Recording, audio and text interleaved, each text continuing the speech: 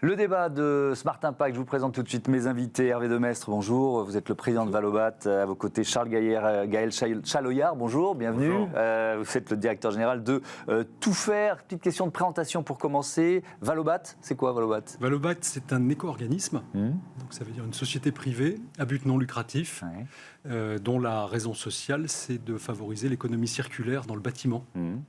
Et qui regroupe combien d'intervenants, combien d'entreprises? Comment ça marche, un éco-organisme? Valobat est créé et gouverné par 50 actionnaires, dont Tout Faire. Merci Tout Faire. Et aujourd'hui compte près de 3000 adhérents. Donc ce sont des entreprises qui délèguent leurs responsabilités de gestion des déchets à cet éco-organisme. Quand on parle d'un éco-organisme, ça veut dire qu'il y a un agrément de l'État? Comment ça fonctionne? Alors exactement, vous avez raison. Un éco-organisme, pour pouvoir opérer sur une filière de responsabilité élargie du producteur, dépose et obtient un agrément de l'État pour gérer les déchets et gérer la responsabilité des producteurs. Alors, vous allez nous raconter l'un et l'autre ce que change et pourquoi ce partenariat tout nouveau est important, mais je veux bien que vous nous présentiez également Tout Faire, donc groupement de négoce indépendant, c'est ça? Et votre spécialité, c'est les matériaux de construction? Distribuer les matériaux de construction sur 450 points de vente en France et en Belgique. Et donc voilà, donc on fait de tout, du sol jusqu'aux finitions. Voilà. Ça existe depuis combien de temps? Ça fait 35 ans que ça existe. 35 ans. Combien d'adhérents? Vous nous avez parlé des points de vente. C'est quoi moins de 300 adhérents. Donc c'est un réseau comme vous l'avez dit, d'indépendants. On est sous le commerce associé. Et tout ça appartient donc à chacun des adhérents. Vous êtes donc venu nous présenter ce partenariat entre vos deux entreprises. Il consiste en quoi? Je commence avec vous, Gaël Chaloyard. Face à ce nouvel enjeu de la REP, on a choisi, il y avait plusieurs éco-organismes, et on est allé vers celui qui représente le mieux celui du bâtiment. C'est une filière qui s'est constituée pour le bâtiment, et c'était tout à fait logique qu'on aille avec cet acteur-là pour nous accompagner à mettre en place ça dans nos magasins. C'est un enjeu qui est très très lourd, on va en parler. Et donc on avait besoin d'un partenaire solide. Et c'est pour ça qu'on s'est tourné vers Valobat. Vous êtes en concurrence, Hervé Demestre, avec d'autres éco-organismes? Comment ça se passe? Parce que là, on comprend qu'il y a eu un choix. Oui, vous avez raison. Les filières REP permettent la concurrence, c'est-à-dire qu'il peut y avoir plusieurs éco-organismes sur une même filière. C'est le cas pour la filière du bâtiment. En l'occurrence, il y a 4 éco-organismes, 3 qui ont demandé et obtenu des agréments pour une partie des produits, certains pour la catégorie 1 qui sont les matériaux inertes, béton, granulats, etc. Et certains uniquement pour la catégorie 2 qui sont tous les autres matériaux, plutôt le second œuvre on va dire. Et Valobat en fait est le seul éco-organisme qui a souhaité qui a obtenu l'agrément sur les 2 catégories et donc qui se veut représentatif de l'ensemble de la filière.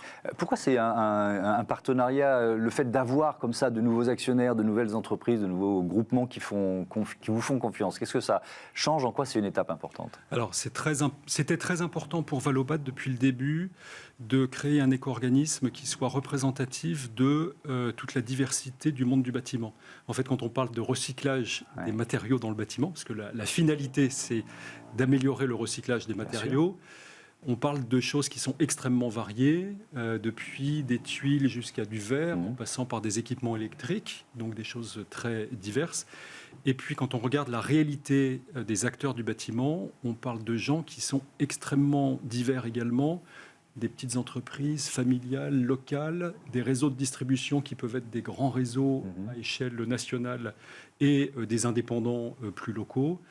Et donc, nous, ce qu'on a souhaité chez Valobat, c'est avoir dans notre actionnariat, c'est-à-dire nos 50 actionnaires aujourd'hui, une vraie représentativité de l'ensemble de cette diversité, ce qu'on a réussi.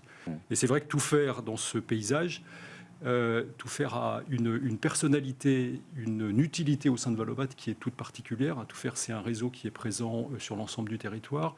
C'est une relation de proximité, un très fort ancrage régional. Voilà, et ça, c'est très important pour la reprise des matériaux. On y viendra tout à l'heure, je pense. Et puis, voilà, et Tout Faire, ce sont des distributeurs. Et les distributeurs, c'est ceux qui peuvent apporter notamment un service de proximité à leurs artisans, à leurs clients, en termes de reprise du déchet, puis également en termes de conseils sur la manière de bien gérer l'économie circulaire. Quand vous avez vu Charles-Gaël Chaloyère apparaître la REP, la responsabilité des producteurs, vous dites quoi? Vous dites encore un règlement, une galère, une opportunité. J'imagine les trois, mais il a fallu un peu de temps avant de se dire c'est finalement une opportunité. Bien sûr, alors dans tous les changements, c'est de se dire de quelle manière on va le prendre et quel impact ça va avoir sur nos magasins. C'est surtout ça, et comment on va entraîner, embarquer ces 4000 personnes dans le groupement Tout Faire, à être vraiment des bons acteurs et bien répondre à la réglementation. Et donc ça s'est passé, vous avez raison, par ces phases-là. On a vraiment voulu le prendre comme une opportunité parce que c'est la meilleure manière de se dire comment nous, on peut être un acteur de cette transformation, et avec tous les enjeux autour de l'environnement.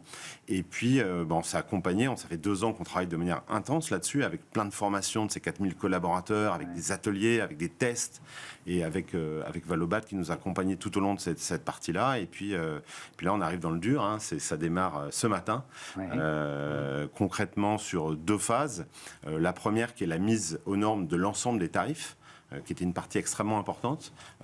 Parce que tout ce calcul de la responsabilité élargie du producteur, elle est différente matériau par matériau. Donc il a fallu intégrer la tuile, c'est à l'unité, certains c'est à la tonne, certains c'est au volume, il a fallu intégrer tout ça dans l'ensemble des tarifs. Imaginez quand on construit une maison, un bâtiment, le nombre d'articles différents. Et donc ça, c'était la première phase. Et la seconde phase qui démarre aussi aujourd'hui, qui est la collecte. Et là, qui entraîne évidemment beaucoup de difficultés sur le terrain. Pour être très c'est quoi? C'est des habitudes à changer? C'est clairement une organisation à mettre en place? C'est évidemment une organisation, une formation, parce qu'on doit récolter des déchets qui sont triés. Donc ça veut dire que l'opérateur doit savoir qu'est-ce qu'on met dans tel et tel type de benne. Donc ça, c'est une partie formation très forte. On parlait des tarifs tout à l'heure, c'était former le personnel à bien répartir ces éléments, bien facturer. Qu'est-ce qui se passe? Parce qu'il y a plein de cas particuliers. C'est un nouveau métier pour nous. Et puis il y a aussi, en termes de structure, de points de vente, une collecte 7 déchets, qui va être à peu près la norme pour récupérer ces déchets. Donc 7 familles différentes, c'est ce que vous dites. Exactement, tout à fait compris. Ça représente en gros entre 500 et 700 mètres carrés sur le parc de nos adhérents. C'est pas neutre du tout. Avant, il y avait des linéaires. Bien sûr, il faut trouver de la place. Il faut trouver de la place. Il faut permettre aux camions de tourner. Il y a des enjeux de sécurité aussi, parce qu'il y a des personnes qui passent là. Donc, tous ces enjeux-là ont demandé 2 ans de travail assez fort. Et puis, ça va pas démarrer juste aujourd'hui. Oui, ça va prendre un peu de temps, évidemment. Hervé Demestre, on parle souvent on dit la filière REP, sauf que là, c'est vraiment les filières REP. Quand on parle du bâtiment. C'est presque une filière spécifique pour chaque... je pousse un peu le bouchon, mais pour chaque type de matériau. Oui, vous avez tout à fait raison. C'est-à-dire que quand on parle de la problématique de recyclage du bois, quand on parle de la problématique du recyclage des inertes, celle du verre, celle du plâtre, en fait, ce sont des filières qui n'ont rien à voir les unes avec les autres, parce qu'en fait, elles diffèrent de par les exutoires possibles. Le plâtre, c'est dans des usines de plâtre. Le verre, c'est dans des usines de verre. Le bois, ça peut être la valorisation énergétique ou la valorisation en tant que recyclage dans des panneaux de particules. Et donc, autant de filières, autant de logiques différentes. Et donc, finalement, c'est toute une logistique, toute une gestion du déchet à mettre en œuvre qui est adaptée à chacun des matériaux. Est-ce qu'il y avait certaines de ces filières qui étaient plus avancées que d'autres ou peut-être plus faciles à mettre en œuvre? Alors, il y en a, quand on regarde les performances, c'est-à-dire le taux de recyclage, le taux de valorisation, qui sont très supérieurs aux autres. L'exemple emblématique, c'est le métal. Le métal, c'est plutôt, on va dire 95% de recyclage. C'est du déchet qui a de la valeur, en fait. Donc, c'est une filière qui marche toute seule, j'allais dire, économiquement.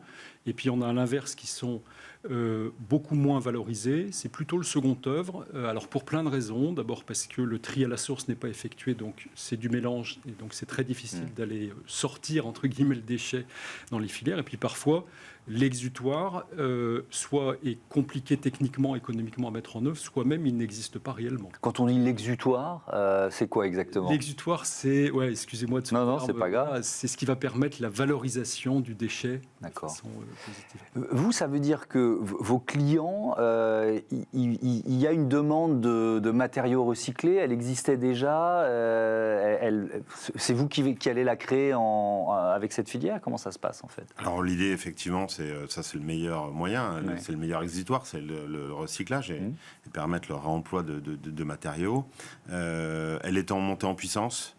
Ça fait longtemps que l'industrie du bâtiment a adapté et a mis des éléments de recyclage, mais ça ne fait que croître. Et vous avez totalement raison, ça se voit aujourd'hui sur les chiffres. On a des brochures dédiées, des offres produits qui sont dédiées sur les produits recyclés. Effectivement, on a une très forte croissance, en tout cas une plus grande croissance de la part des pros et des particuliers que les autres types de produits. On a vu depuis 2-3 ans qu'il y avait quand même des difficultés sur certains matériaux, des tensions sur l'approvisionnement, etc. C'est aussi une forme de réponse où je peux poser la question différemment, c'est-à-dire que je ne sais pas si vous en êtes sorti d'ailleurs, ou s'il y a encore de la tension sur certains matériaux, mais c'est un accélérateur pour la transition vers la réutilisation et le recyclage. Alors, oui, c'est effectivement, ça permet d'accélérer des processus, et puis on a vu apparaître aussi des processus alternatifs. Par exemple, on parlait beaucoup des coûts de l'énergie, qui est extrêmement fort avec le gaz notamment, et on a beaucoup de produits qui sont chauffés dans le bâtiment, qui sont cuits, la terre cuite, l'isolant, ainsi de suite. Et puis on a vu apparaître des nouvelles types d'isolants, comme le chanvre notamment, qui n'avaient pas besoin de passer en cuisson, et des blocs chambres ont vu un nombre de maisons accélérer, justement parce qu'on s'affranchissait de ce mode de production. Et la France est un des pays d'Europe qui produit le plus de chanvre. Exactement. Et alors, dernière question, il y a une question d'actualité pour vous, Hervé Demestre. Quand vous entendez le président de la République annoncer la rénovation thermique des établissements scolaires, vous dites chouette, ou vous dites est-ce qu'on va y arriver? Moi, je me dis chouette parce que la rénovation thermique, de manière générale, que ce soit des établissements scolaires ou de tous les bâtiments, c'est un enjeu essentiel en termes de bilan carbone. Bien sûr. Et puis, je me dis, pour revenir au sujet de ce matin, que c'est une activité, comme d'autres, qui se prête tout particulièrement au réemploi. C'est-à-dire, on peut, dans des chantiers de rénovation énergétique comme d'autres, réutiliser des produits ou des matériaux, même sans qu'ils deviennent des déchets en tant que tels.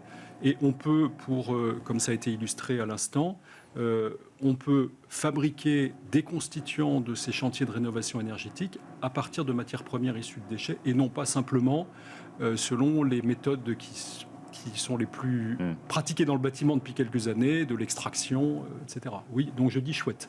Bon, merci beaucoup, merci à tous les deux et à bientôt. Sur Bismart, on passe tout de suite à notre rubrique consacrée aux startups.